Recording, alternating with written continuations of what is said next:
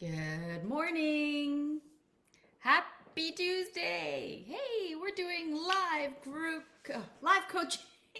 We're doing live coaching. If you happen to be on and you've got some questions about weight loss, exercise, nutrition, what else? Body pain, um, anything really. Let me know. I'm happy to answer them for you. So I thought I'd pop on here today and I decided to make a little list of some of questions that I typically get and I like to answer them for you. So, weight loss is such a big topic for us women, especially as aging beauties, right? And I got, let's see here, 1, 2, 3, 4, 5, 6, 7 questions. Hopefully, I'll get through them all. And like I said, if you happen to be on here and you've got some questions, or if you're watching it on replay, you can also type down here in the comments, and I'm more than happy to answer them for you. Okay, so question number 1. How can I keep going when I don't see results? So if you're in a weight loss, if you're trying to lose weight, and weeks have gone by and you're not losing weight, what do? So most women just throw their hands up in the air and just say, this isn't working, forget it. And they stomp off and they just go about their merry way and continue eating and doing with the habits that they used to have. And here's the thing is losing weight is possible over 40. And it's really important to stay on track regardless of what the scale says. So if you are weighing yourself daily or weekly basis, it's time to put that scale away because it's not really a good way of determining how you feel in your body. So when I work with women, when it comes to weight loss, is I have them feel their bodies. And if they want to get on a scale, they do it once a month. And the reason why it's important is because, there's lots of women out there, and maybe you have as well, where you decide to eat really good and do more exercise during the week, and a week goes by or 2 weeks goes by and you're like, yeah, I feel really good. And you get on the scale and you've actually didn't lose any weight, or you've actually gained weight, and all of a sudden you're like, your morale just goes right into the toilet, and then you throw your hands up in the air and they go in the kitchen and go eat a donut or whatever it is, right? It's not the best way for weight loss. And especially if you're exercising more, muscle does weigh more than fat. And it's important to not get on the scale and to go by how you feel. Because if you've been eating well and exercising regularly and you feel good, it's best not to get on that scale, because all of a sudden your happiness or how you feel about your body diminishes the moment you get on that scale, and it's not the number that you're wanting to see on there. So it's really important to go by how you feel. We'll go for feeling goals versus weight loss goals, and less is more here when it comes to getting on the scale. And as well, the slower you lose the weight, the better it is for you. And the reason being it's better is because these habits become more permanent, because as we know, habits are a hard thing to break. And by the time we're age 35, 90 to 95% of our day is run by habits. It's physical habits, emotional habits, habits that run through your thoughts or have become habitual as well.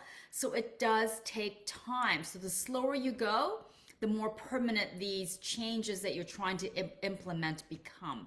So it's really important to do that slowly. Yeah, so focusing on feeling goals versus scale goals. So my next question is, why have you been exercising for months and you're gaining weight? Well, that's a tough question to answer for me, because unless I know the person and know what's going on, it's really hard to answer. So if you are exercising more, and especially if you're doing resistance training, as I said just a few moments ago, that muscle does weigh more than fat, and it can. So you might be gaining muscle and reducing fat. So again, it's always best to go by feeling goals and to go by how you feel in your clothes. Because a lot of times women lose weight, or no, the women gain weight in their weight loss journey, and they get on the scale and they're only disappointed, but when they get in their clothes, they're like, oh, I actually feel different in my body.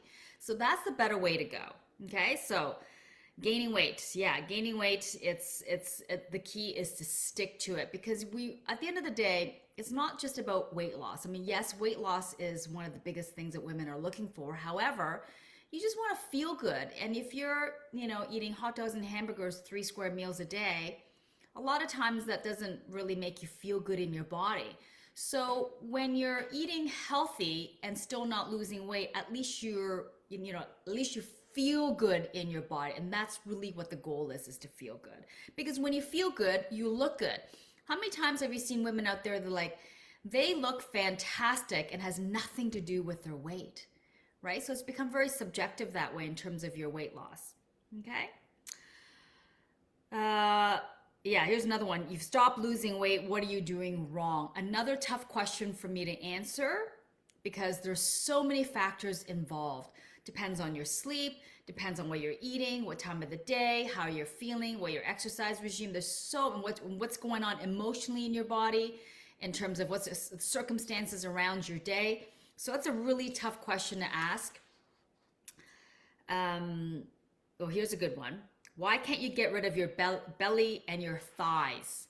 Yes, so there's no such thing as spot reduction. So if you're looking to just lose the muffin top or to reduce the size of your thighs, you actually just have to lose weight. When you lose weight, just like when you gain weight, you gain where you gain, and same thing, you lose where you lose. So if your thighs aren't as small as you like them to be, you have to continue on your weight loss journey until you feel like you're happy with your thighs or your waist. So there is no spot reduction. Same goes for exercise. Can you get stronger in those areas? For sure. So if you did more abs, will it reduce your waist size? Maybe not, depending if you've lost weight or not. It all dependent. But if you're just doing exercises for that region, for your, let's say your stomach region, will you get a smaller waist? Probably not. So just like weight gain, and when you gain weight, you gain where you gain, you lose where you lose. However, when you do exercises around, let's say your muffin top that you're trying to get rid of, you will strengthen your core. So that's how weight loss and weight gain is, and that's how exercise works. Okay. Let's see. Do I need to remove carbs to lose weight? Okay, that's a big topic. Drum roll, please. No, you do not need to remove carbs. Everybody's on this no carb kick. And I was just talking to somebody that I know, and she, because of COVID and all these restrictions, she's found herself eating more and drinking more alcohol, and that she's not with the weight gain that she has. And she's like, I'm going to cut out carbs. Yeah, no, don't cut. The thing about cutting out carbs at the age that we're at is carbs are required for a lot of different things, including our energy, brain function, okay? And as well, what was the other one? And hormone balance. We need it for we need it for a lot of different reasons, but those are the big three: energy, brain function, and your hormone balance. And I was talking to a friend of mine who said to me, this was a while ago, she said to me, she goes, oh, I got the keto flu. I go, what? What's the keto flu? She goes, from not eating enough carbs, she got sick. Yes, you can make yourself ill from not eating carbohydrates. So I urge you, you can eat all the foods that you want and still lose the weight. It is possible. You don't have to cut anything. You don't have to cut out fats. You don't have to cut out carbs. You do not need to cut out carbohydrates to lose weight. Okay.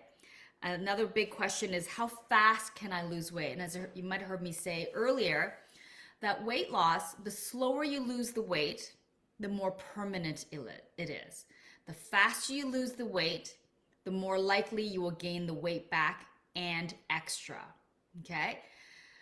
I had a client years ago who it wasn't keto before, it was the Atkins diet.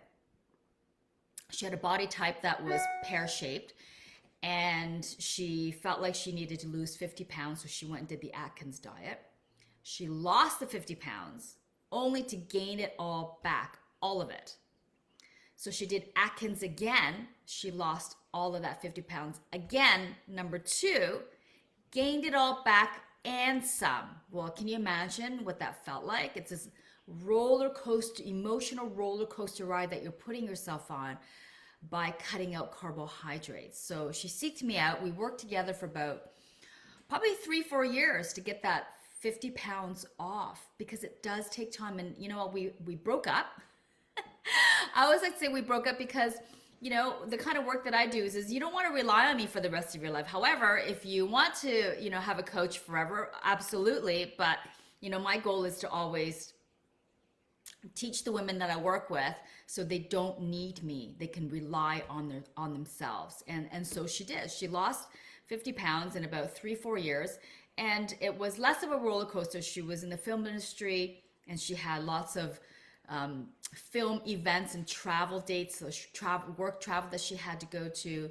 So her everyday wasn't like a 10 out of 10. You know, when it was film festival time, it was down about 2. She was staying out later. There's lots of drinks and food and blah blah blah. And she enjoyed herself, right? You've got to be able to enjoy your life and still lose weight. If you're miserable trying to lose weight, it's never going to happen. It's so uncomfortable and it's unhappy. It doesn't have to be that way. It could be joyous and fun and with zero guilt and shame and still lose the weight like this client that I had. Okay? So those are some of the questions that I was able to answer. And if you have any more, let me know. I'm always happy to help.